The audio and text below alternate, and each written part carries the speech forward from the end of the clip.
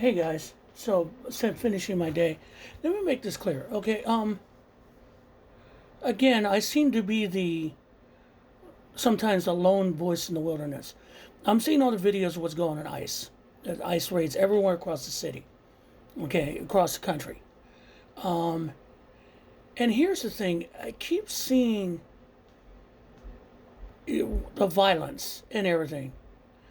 And everything I keep thinking is a line from the original Star Wars, where Leia tells Tarkin, the tighter you close your fist, the more systems you will lose.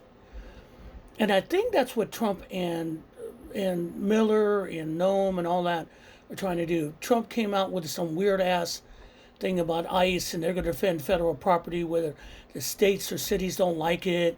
They're going to be there for whatever. I read that thing. It's a pile of shit. Okay. They're going to defend federal property because that's what we do, defend our federal property like it's his property. No, it's our property, motherfucker.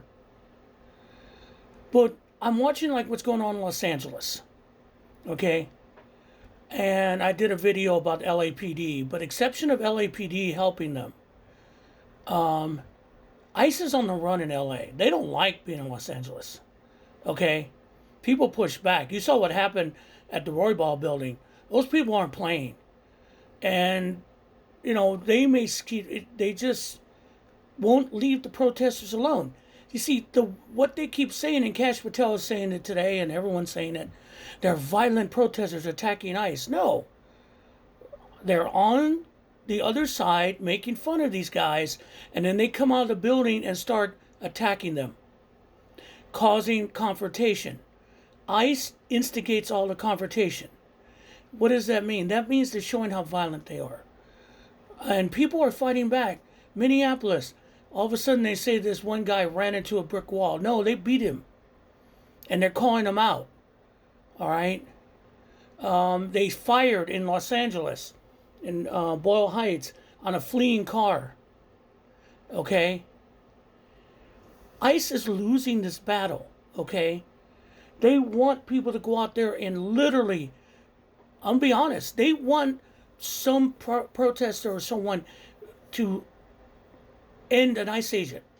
So they can use an example, and it's not happening. All you're seeing is their violence.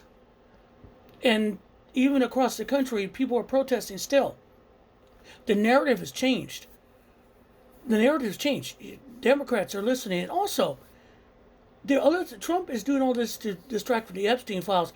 Look, is he going to go to jail for it? No. Is all these rich people going to go to jail for it? No. But we all know now. And you can't hide it. And you can't run from it. All right? Bill Gates can't run from it. Lutkin can't run from it. Musk can't run from it. All these people's names can't run from it. Will there be prosecutions? No. We know there won't be any prosecutions. They had an opportunity. Looks like the FBI was putting together a very complicated case to start putting people together. But remember, this all came under the first Trump administration. All of a sudden, they arrested Epstein and Maxwell before they finished their investigation. And then Epstein, shuffled off this motor coil. Now they kept all those things hidden. They were hidden under the Biden administration. Personally, I think that was money speaking. Money talks. And now, because they used that as a way to get elected, it blew up in their face. Now they're stuck with it. And they're trying to say it. No, Trump. No, baby. You weren't exonerated. You were just shown as the monster that we know you are. Okay? It's not going to save you. Nothing's going to save you. Will there be justice that we want? No. But it puts them in a weaker sense. That's why everything's falling around all of a sudden. They're doing all this stuff. We got to do something. And that's when shit's falling apart. And we haven't even gotten to the economy where all the layoffs. Okay? Because Trump's ignoring that shit. Totally ignoring it. He's saying everything's fine. You saw that speech in Iowa. I don't know what they're talking about. The economy's on fire. Fuck, his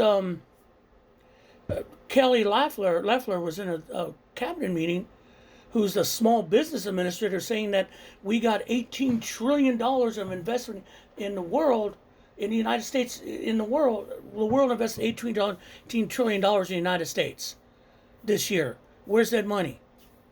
Where are businesses opening? Where are jobs starting? I don't see any infrastructure building. No, because he pulled the plug on it.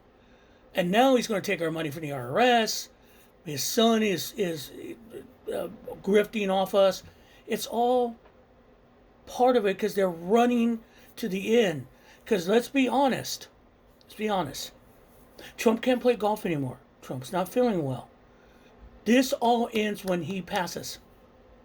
Because no one's going to be able to do anything to J.D. Vance. J.D. Vance is weak. They know it. So what I'm trying to tell you, everyone, it's a mess. But small victories. Liam Ramos is home again.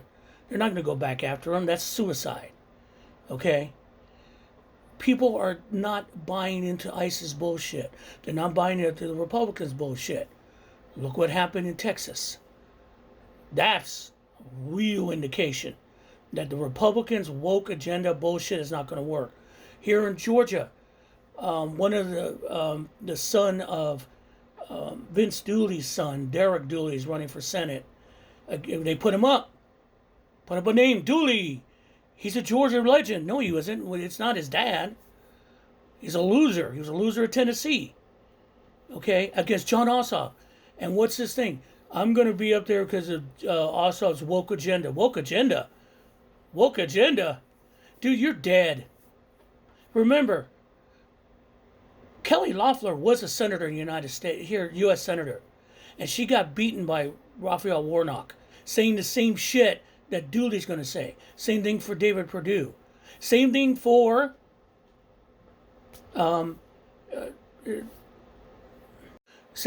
Herschel Walker when Raphael Warnock ended him again.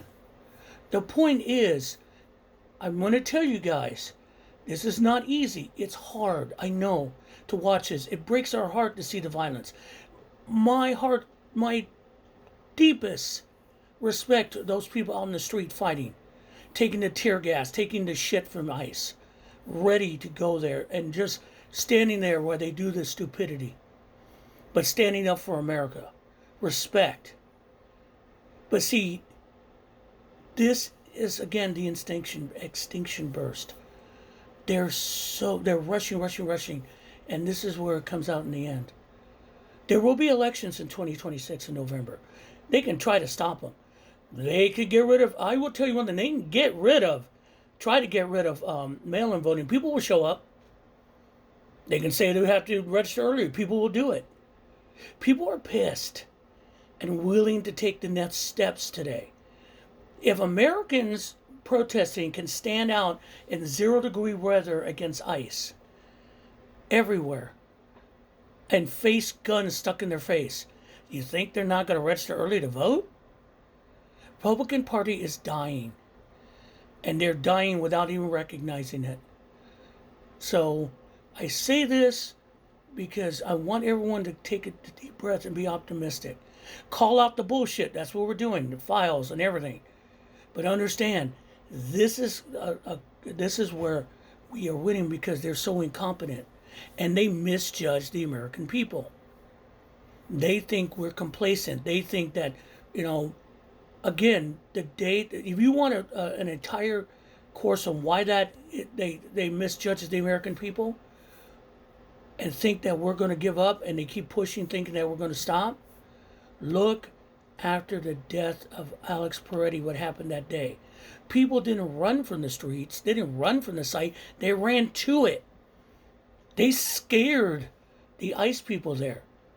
That's why they set up a further corridor, because people were coming. Americans are pissed because you're taking away their rights. Immigration conversation is gone. That's why we're going to win this battle, win the war. You have a good Sunday.